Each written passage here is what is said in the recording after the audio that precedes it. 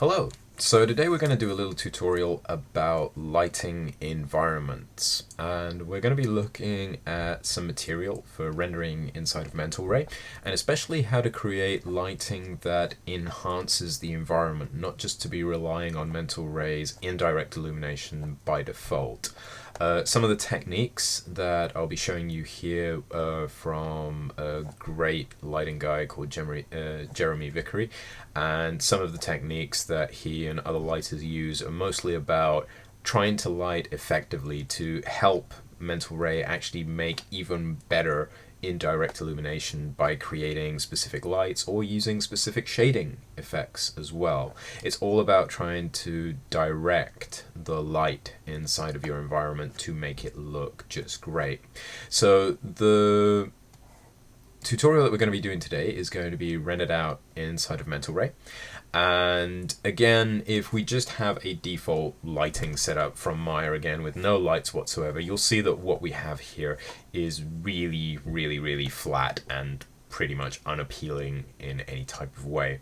Now, there's many different techniques for lighting things, for characters, but when we're lighting the environment, we're specifically concerned about lighting a few things. We still will need key lights, we might need some fill lights, we can even add some rims to our environment if we want as well, but primarily we're working with lights that exist inside a actual space, and then we're trying to create the effect of the light bouncing around in the environment.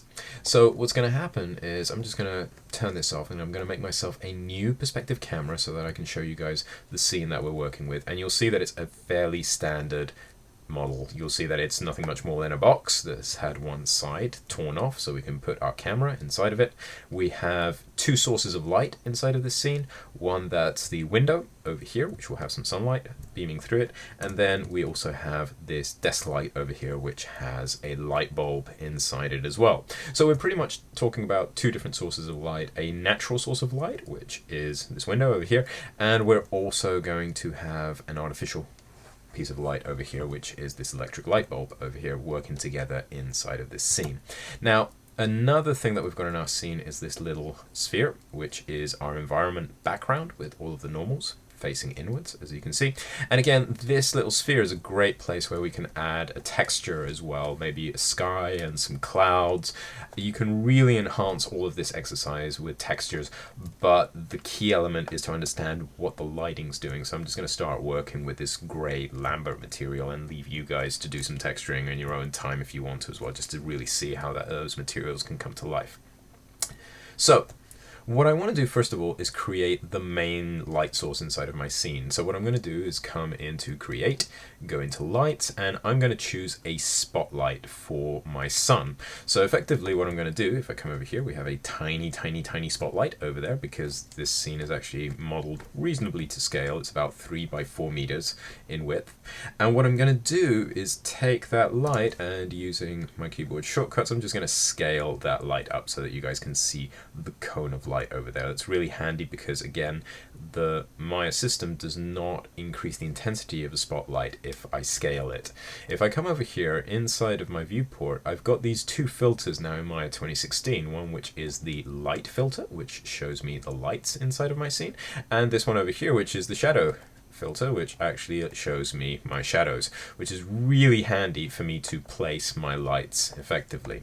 So what I want to do is select my light, press T on my keyboard to bring up the target for that light, and now I can move my light around on two hinges, as you can see, and it's going to allow me to just position this light wherever I want it to be inside of my scene, like that. If I turn on the lights and I turn on the shadows as well, you can now see that thanks to my Viewport 2.0, I can actually really easily direct where the lights are in my scene and where the shadows are placed without having to go and do a quick test render. So this can save me loads and loads of time. Again, the target and the light can be moved separately. So what I'm going to do is just move this spotlight until the circular part of the spotlight has just been hidden away. So effectively what I'm doing is that I'm just allowing the light to shine in through this window, and I'm just deciding where this would go.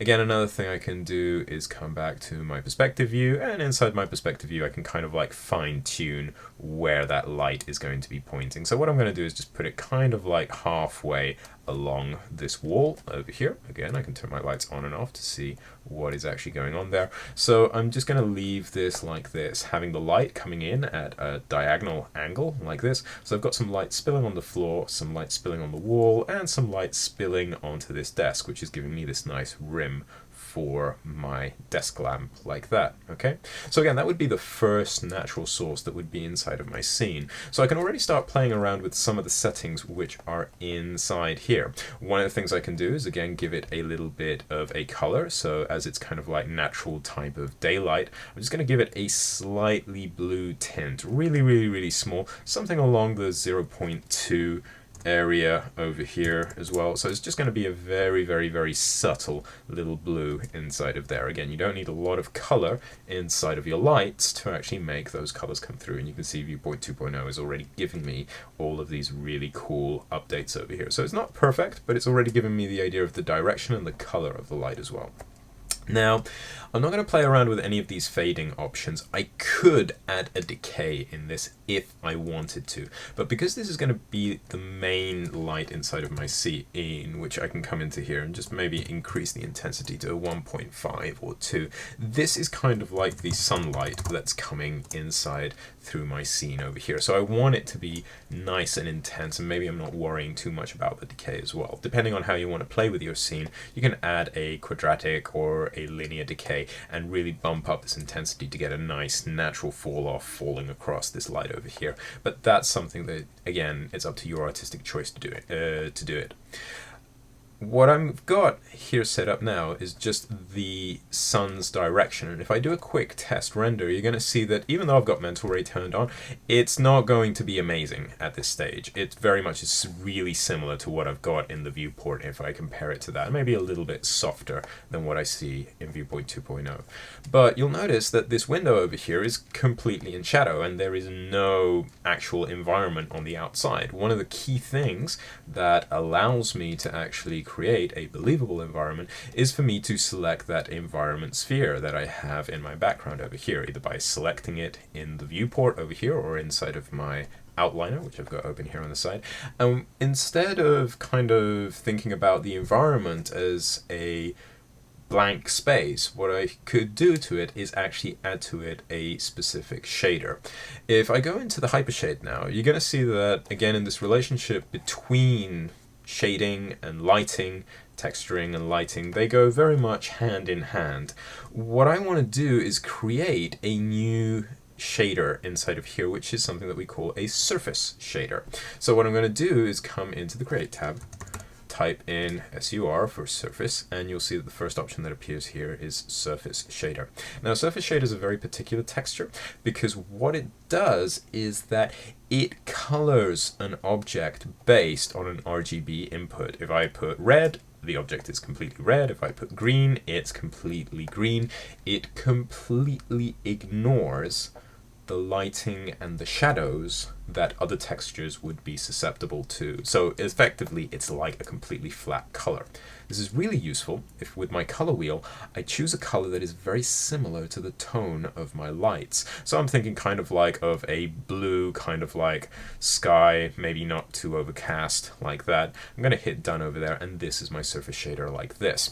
So what I'm doing is, again, just setting up small little parameters to help me build this idea of sunlight coming through my window over here. So I'm going to select my environment in my outliner, right click here and choose assign material to selection, and you'll see that now I've got a surface shader applied to this material. And again, there's no light there at all, it's just pixels over here that have a blue color attached to it. If I render this out very quickly, you're going to see that here we have, again, just a blue flat color over here in the background. If you think it's too colored, you can change the color of that surface shader. So we can make it whiter, we can make it orange, we can change it to any color that we're comfortable with over here. I'm just going to clear mine up just a little bit like that, so it's a little bit whiter. Again, a light source like that, much better.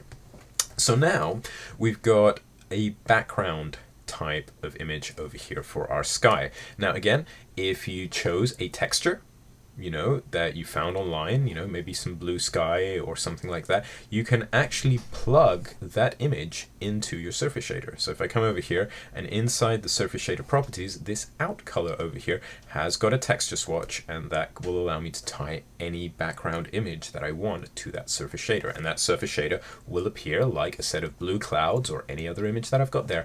But importantly, it won't be affected by the lights or shadows that are inside my scene. So it's really useful for building quick backgrounds that you can see out of windows and all other places, because they're not affected by the lights. So we're getting closer to where we are right now, but what tends to happen to people is that they go into the render settings over here, and now in Maya 2016 we've got an overall indirect illumination model inside of Mental Ray, so it's really easy for us to use. You can come in here, you can turn on Final Gather inside of your render settings, boost up the quality of your indirect illumination, which is the Final Gather, or the overall quality of Mental Ray, which is the whole Mental Ray calculations for your scene. Just drag this slider to the right, the quality of your Mental Ray render just gets better. It's amazing inside of Maya 2016 how simple it is now just to set up these indirect illumination settings. And what happens is that people just push the render button now, and now I've got Final Gather, a single light over here, and Final Gather is going to give me this beautiful indirect illumination. I'm going to get soft shadows and loads of other things which are inside of my scene, but it's going to create this very kind of like simple type of illumination over here, which I'm just going to click here and save for posterity. So again, we go back in time, our image has come a really long way since we started, okay? This is very much what people think is job done, you know? Final Gather's turned on, I have my primary light source turned on, I could add another spotlight over here and the job is done. We want to light a little bit more than this inside of our scenes. So it's not only good that, you know, it's, you know, 16 seconds for a render like this, it's the idea that a lot of people, as soon as they turn the global illumination on, they stop seeing the artistic value of light, and you'll notice that there is just a little bit of fill across this image, but there's no rim, there's no other colors, there's no big amount of light bouncing inside of our scene. So what we're going to do is turn off Final Gather for now. We will turn it back on at the end of our scene over here. So I can turn this off, and I know that I can turn that on at any point in time. What I want to do is set up all of my cinematic lighting before I turn the Final Gather system back on again. Because again, that's what's going to make me see, without this encumbrance of having Final Gather, what my light is doing. So again, the simpler my lighting setup, the better it's going to work. Again, if I do a quick render over here, I want to see this in this very crude format, and I want it to actually start looking better and better and better. So it would be great to have some indirect illumination inside of my scene. And the way that I'm going to do that is starting to create some indirect lighting that I'm going to build in myself through two methods.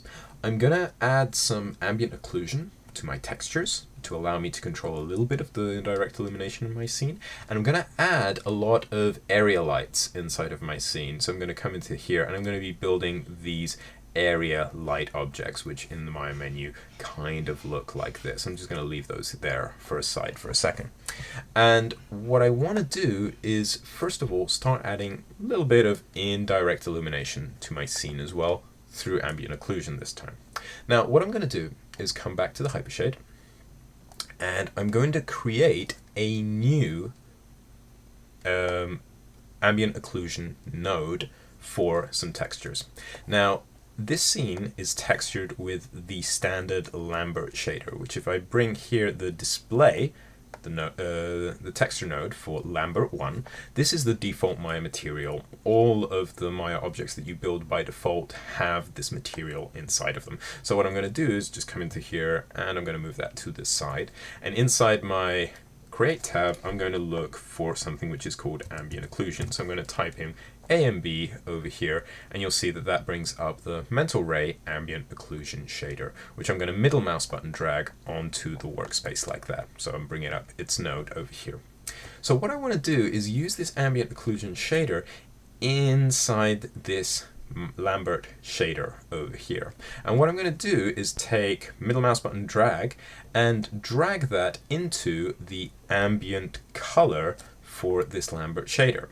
Again, I'm going to middle mouse button click from here and drag into my properties window into the ambient color swatch over here. So I can just connect it like that. I get this little connection tab over there. It goes into ambient color inside my tree, and that is going to overlay some ambient occlusion onto my scene.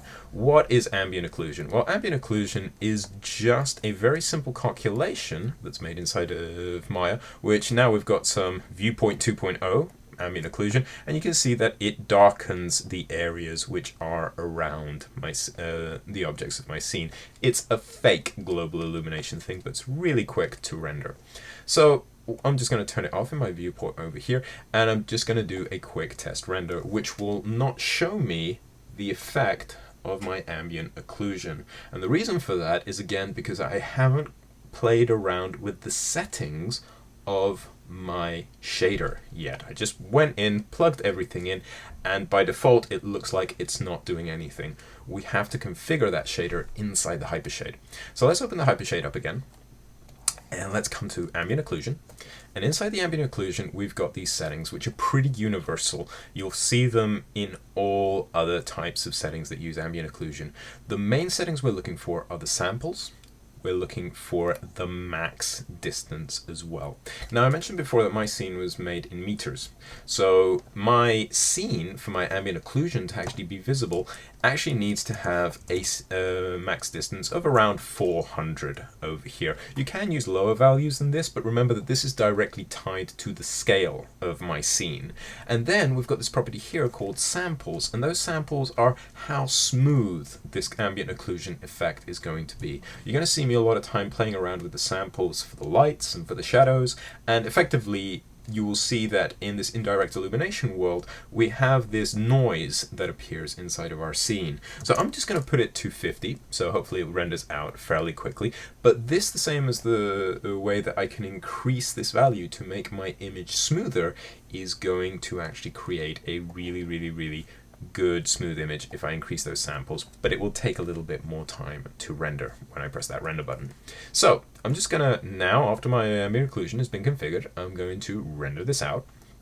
I'm gonna wait for it for a few seconds, and you're gonna see that now my image drastically changes. Again, it's rendering still fairly quickly, but it's applied that kind of like overcast shadow look to my whole image over here. This is the ambient occlusion texture that is applied into my Lambert shader, and you can apply this texture to every single texture that you have in your scene if you wanted to. But the great thing about it is that ambient occlusion and final gather can work together to make an absolutely amazing looking image at the end. Some mental ray materials already have the option to turn on ambient occlusion in them as well, so I encourage you to look for those inside of your hypershade.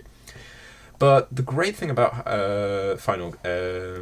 using ambient occlusion, aside from using final gather, is that ambient occlusion, because it's a texture, it can change the way that my scene looks.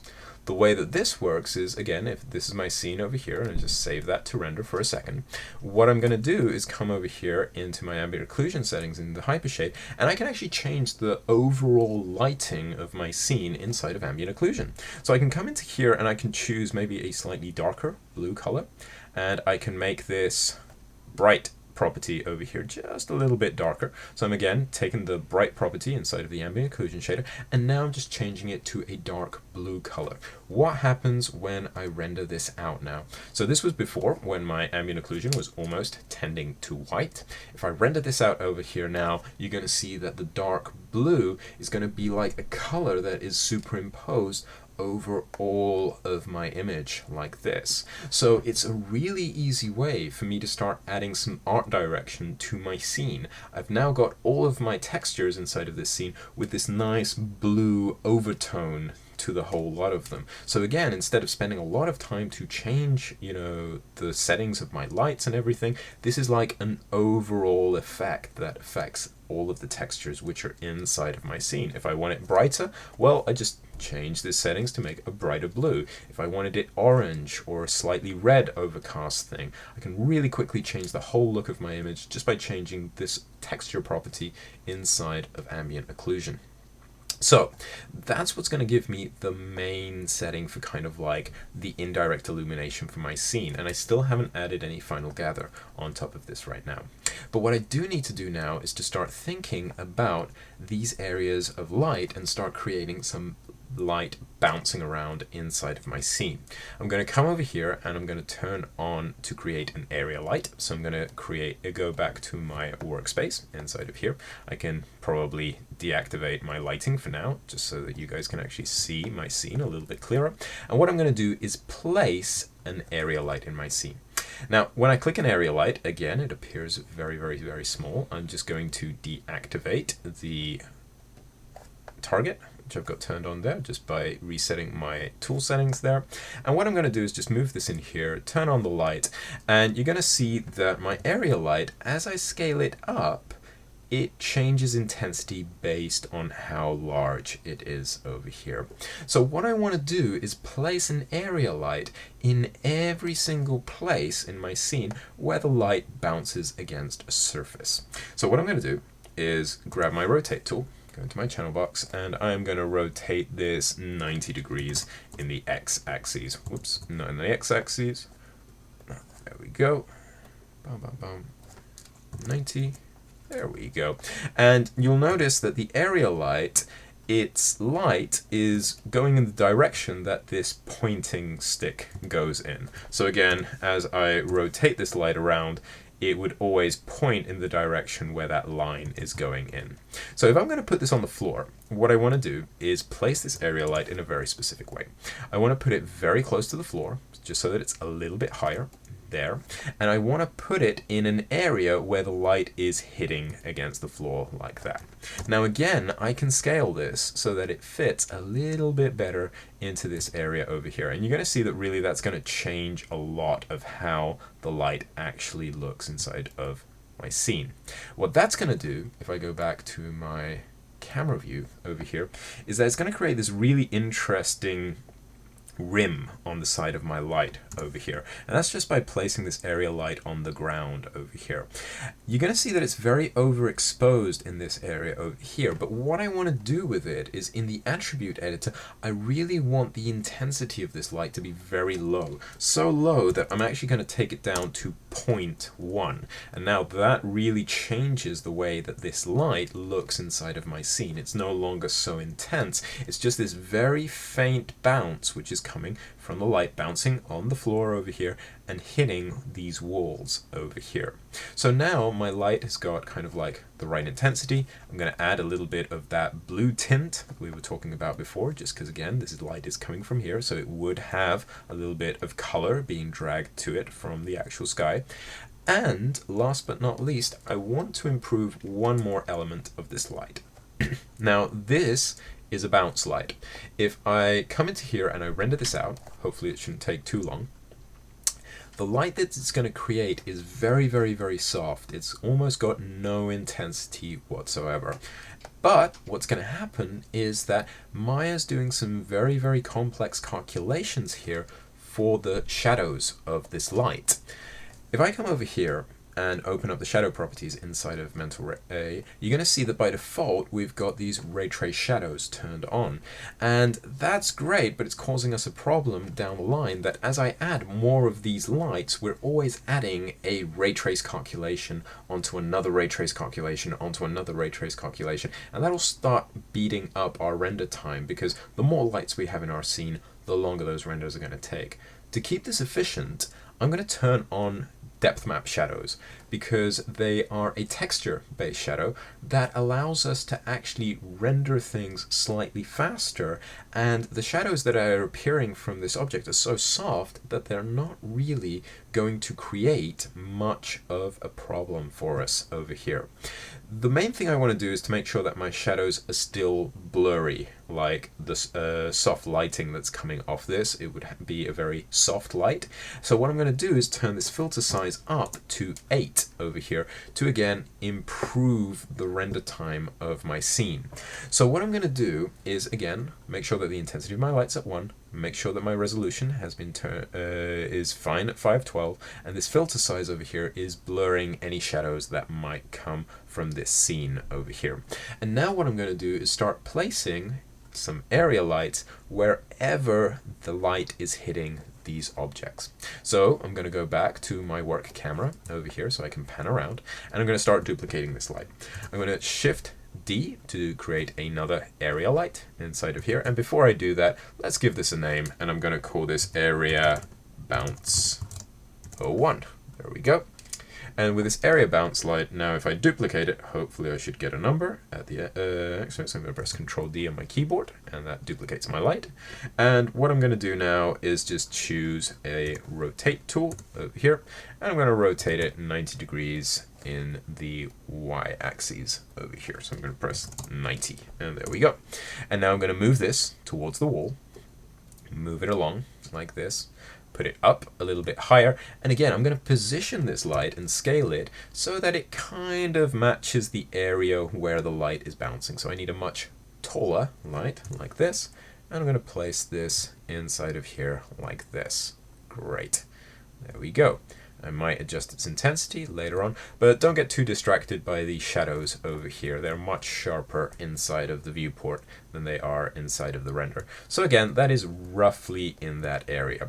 The other area that I've got is this desk over here. So I'm going to, again, choose my area bounce, Control D to duplicate, and I'm going to place this light on top of the desk like that. So I'm just now going to scale it so that one axis at a time. Just focus in there. I'm going to make it roughly the same width as my desk over here, and again scale it one axis at a time so that it fits kind of there. Again, these little areas here I'm not too worried about, so there we go. It just fits inside of my scene just like that. Don't worry if it's over penetrating any of these objects. You can put it a little bit higher or lower if you see any artifacts that come up from there, but that should be fine. Again, the direction's pointing up, and pointing to the left over here. So again, because this is an additive process, let's go into my camera for render. You already see that I'm having some interesting rims appearing on my light, and let me just render that out and see what it looks like.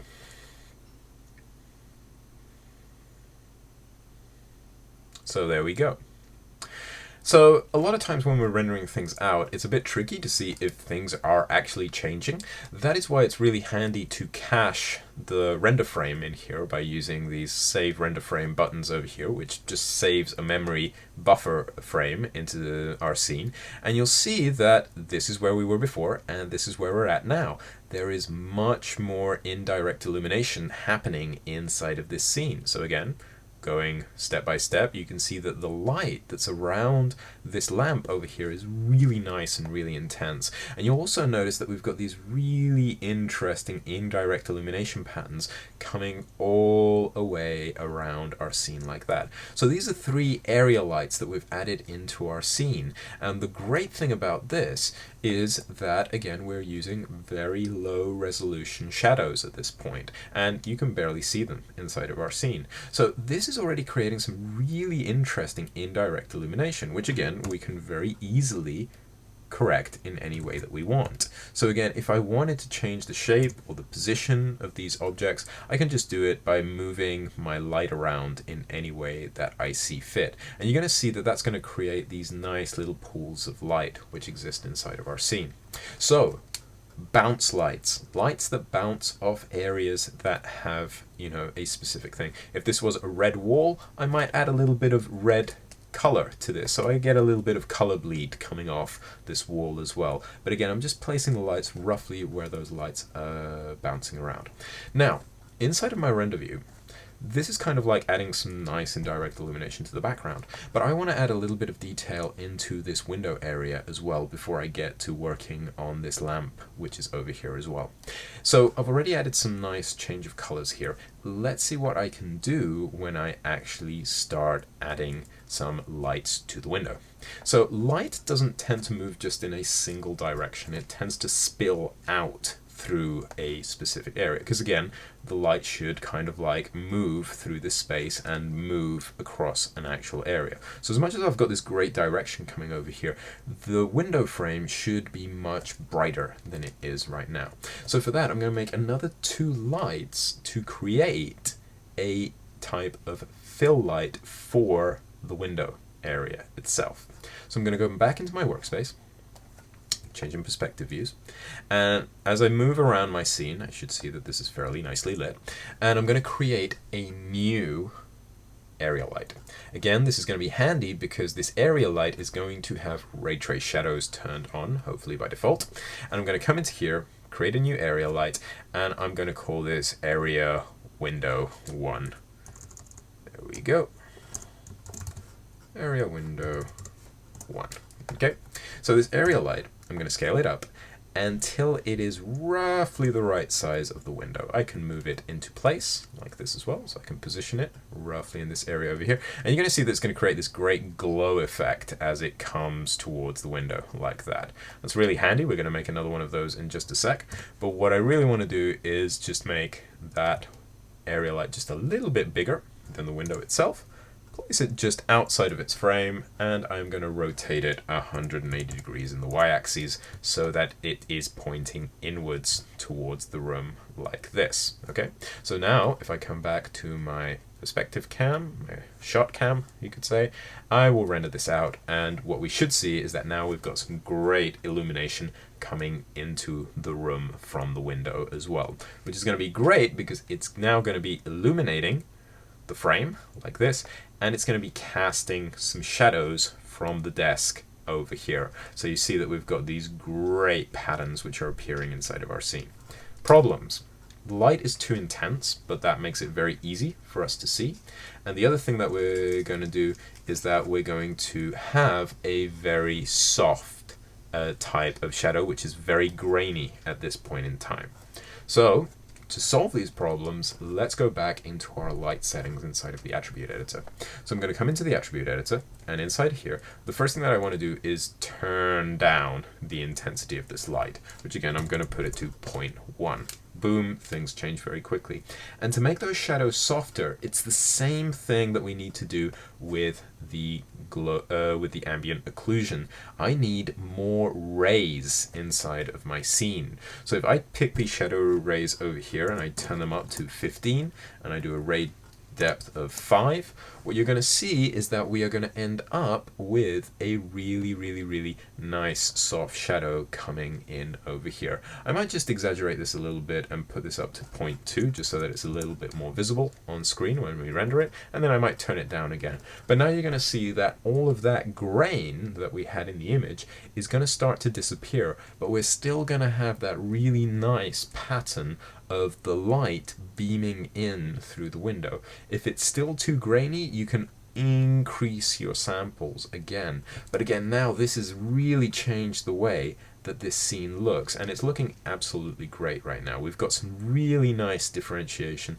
between all of the lights inside of this scene. And again, if we wanted to, we could add some decay in here as well, so that the light is not as intense all the way across this frame like that as well. So again, that's another little extra bonus that you can do to make the scene look even better. Just as we added a light in here, we want to add a light going in the opposite direction as well. Again, what we're going to do is now duplicate this light, and we're going to change its settings slightly. So this area window light, what I'm going to do is press Ctrl D to duplicate it. My light will double in intensity, and inside my work view, what I'm going to do is come into here, zoom in to this light over there, and I'm going to move it till it's over here, and I'm going to make it point 180 degrees in the other direction. So I'm just going to cancel it out like that. And now I've got a light that's pointing towards the window, which is going to make this glow type of effect like this. Now I need to position my light in the right place, but the intensity of this light needs to be a lot lower than the other one. I'm going to go to 0.05, give or take. So now my light is a lot less intense. It's still going to be really bright because it's very close to the window frame. And the next thing that's going to happen is I'm going to go into the attribute editor and I'm going to switch again my shadows to use depth map shadows, and I'm also going to add a filter size of 5 for this one over here. Again, because I'm not really going to see a lot of shadows, but I am going to see the glow effect of this image. So why use all of these really high calculations if I'm never going to see the shadows? So again, I'm going to come into my perspective view. I'm going to come back to my render camera, press render, and importantly we've got two things happening here.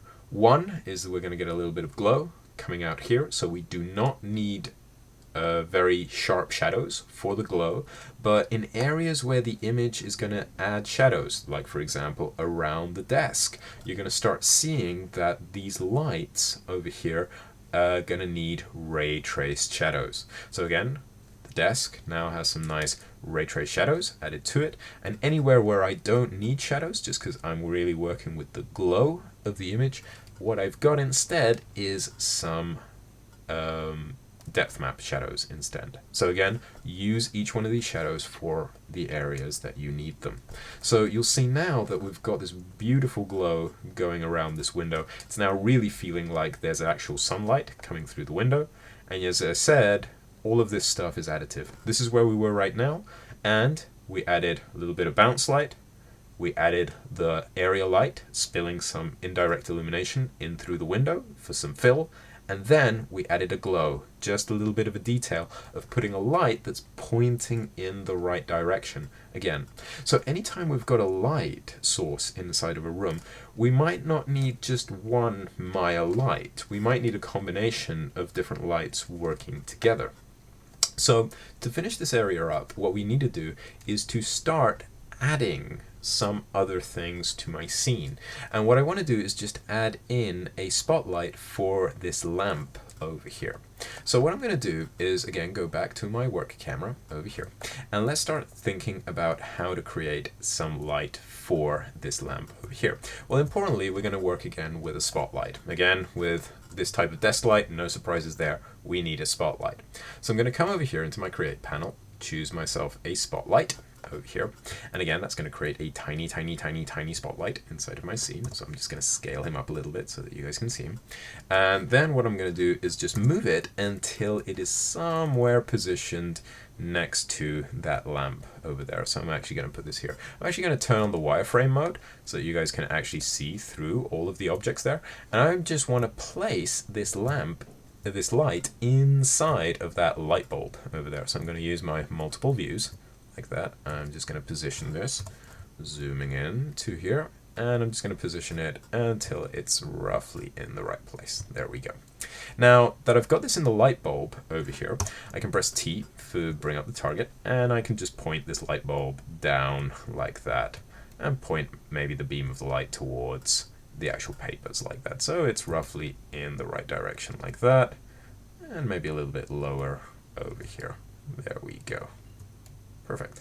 So now my light is pointing roughly in the right direction. We're going to run into a little problem, which is if I come over here, my light is actually inside a piece of geometry, so that when I render it out, you're going to see that there is no beam of light that comes through the actual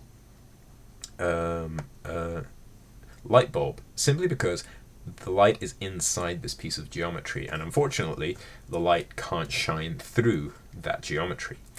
If we have a light inside of a 3D mesh, we have to tell Maya to remove this mesh from casting shadows from that light. So what I'm going to do is just open up my outliner over here, to be able to select the bulb, which is the object in here, easily. And I'm going to go into the attribute editor, and inside the attribute editor under the bulb shape node, what I'm going to do is scroll down to render stats. And inside here, I'm going to turn off the option which says cast shadows and receives shadows. This will let the light actually shine through that piece of geometry. So what I'm going to do is that now that I've got this light in the place over here, I'm going to press the render button one more time. And what I should see now is that I have the hotspot for the light appearing on the desk like this over here.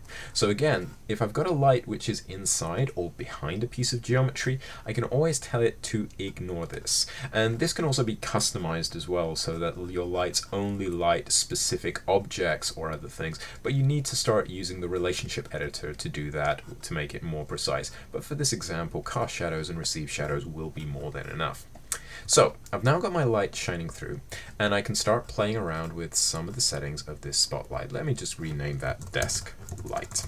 And that desk light over here, again, I'm going to now change its color so that it's going to be slightly yellow or orangish, just so that it's a tungsten bulb inside of there. And again, it's going to be a nice contrast with the rest of my scene.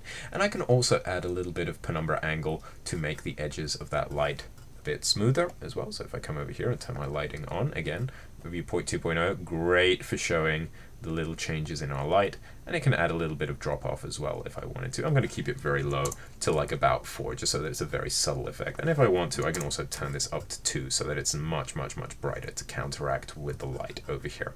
Now, because of the angle of my camera, this light doesn't look absolutely amazing because it doesn't have a lot of depth to it. So effectively, as soon as I look at it from here, I'm only going to see a little bit of the hotspot over there. If I want to see actually a beam of light coming out through my scene like this, what I'm going to have to do is turn on an option over here which is called light fog. Now this is a bit temperamental, and sometimes in Maya gives you some really weird results. So let's see what happens when we turn on light fog, which should create a volumetric light. So we should be able to see the cone of light coming off this lamp. So I'm just going to choose this texture swatch over here, which is a texture effect. And you're going to see that by default, it already creates a light fog texture for this light. Let's render this out and see if we can actually see the cone of light shining through my scene. And as a matter of fact, there we go. You can see it coming off there perfectly. Now, I might have to play around with the shape of the cone particularly, but now I can see this cone of light over here, which if I want it to be softer, I can play around with this density property over here, and the light will inherit the actual color of the light which is being projected inside of my scene. This is going to look great when we look at it from another point of view.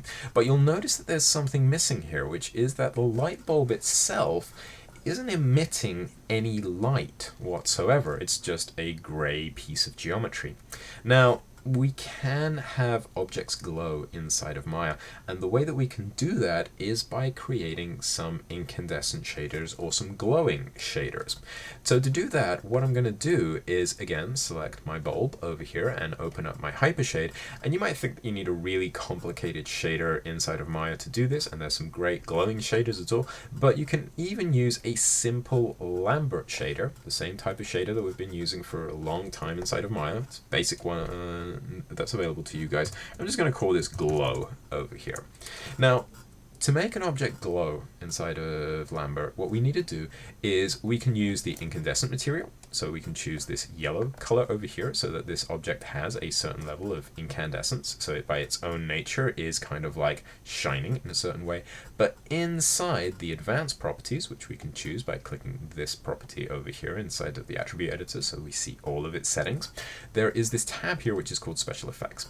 And inside special effects, you'll see that there's this glow intensity. This only needs to be used a very tiny amount by itself. And this glow intensity, I'm going to put it to 0.2. And we won't see any effects inside of the material editor because it's actually a post effect. It's applied when we push the render button. So with the bulb selected in the outliner, I'm going to take my glow shader, right click, and assign the material to the selection. So now my glow material has been applied to the light bulb over here. And if I come over here and choose an angle where I can see that fairly well, what I'm going to do is now just press the render button over here. And the great thing about lighting for environments is that your lighting still works from multiple views. You'll see that the light is still coming in through the window. There's still some ambient occlusion here. There's still some rims over there. But the lighting is kind of like still good enough that we can see things from multiple angles. Notice that there's no glow yet, but as soon as that render finishes, boom, there comes the glow inside of our scene. And it's still looking way too intense for my liking. So what I'm going to do is again come into my hypershade over here, choose that glow texture, and I am just going to turn down some of its settings. I might take this incandescence and knock it down a little bit, knock the color down a little bit as well to make it a little bit darker. And then I'm going to take, again, that special effect, and let's add 0.1. or maybe 0.5 if necessary, and let's just turn that glow down a little bit because it's just a little bit too overpowering right now. Let's just have a look, see how it works now. There we go. And again, the shape of this cone is conditioned purely by where my light is placed as well. So for finishing this off, I'm just going to move the light just a little bit more into the back of the hood over there so that it actually spills out in a more natural type of fashion. Let's see how much that glow is coming in. There we go, perfect. So now it actually looks like the light actually has a little bit of a glowing material to it. And it's very effective for us to actually create light sources using shaders to create these glow type of effects rather than to worry a lot about placing the mental ray lights to be visible inside of our scene. Again, standard lighting can create great effects. So let me just come into here, and what I'm going to do is just come over here and choose my perspective camera, my work camera for a second, zoom in here, turn on wireframe. I'm just going to move this back over here because my target is still inside of my scene. I should be able to light this up fine. And one of the things that you should notice is that the light now has this big kind of like cone coming off it, which if I go back into shaded view, you see is this blue type of cone over here. And that is how big that beam of fog actually is. And Maya actually allows you to change the size of that beam of fog as well by going into some of the display options inside of your light. So again, inside of my desk light over here, I should have a node over here under light effects. There's these options here for decay regions, which allow me to choose how this is displayed. So hopefully my light should not be spilling out of the hood over there, so I'm just going to move it so that those lines are hidden away. And let's come back to our render panel and double check that this view is displaying properly. So there we go.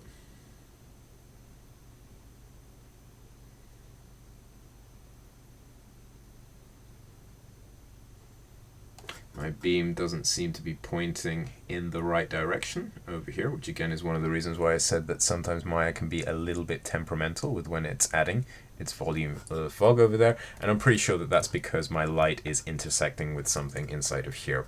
So I'm just going to have to come into my perspective view again, come into here, and that's just because the light is hitting some of the geometry inside of here. So I'm going to zoom into the area again, and I'm just going to bring this forward a little bit more just so that I've got a better position over here. Turn on wireframe, and again, just noticing, making sure that that light is not hitting anything inside of this cone over here. And fingers crossed, this should hopefully look okay when we render it out again. So again, I'm going to bring up the render view. I'm going to select the area that I need to render, which is over here, like so. And what I'm going to do is just do a render region because that will save me a little bit of time, and also I can see if this is working. So there we go, render region. Wait for it, and there we go. Now I've got a perfect beam of light coming in from here as well. If I want this beam to be brighter, I can just bring up the intensity of the light, but this is already going to be a great starting point for me to start creating my lights. The last thing that I need to do is come into here, and now is a time that if I want to, I can turn Final Gather back on if I want to add any more illumination into these areas over here. But you're going to see that it's going to look fairly nice, especially since I've got ambient occlusion.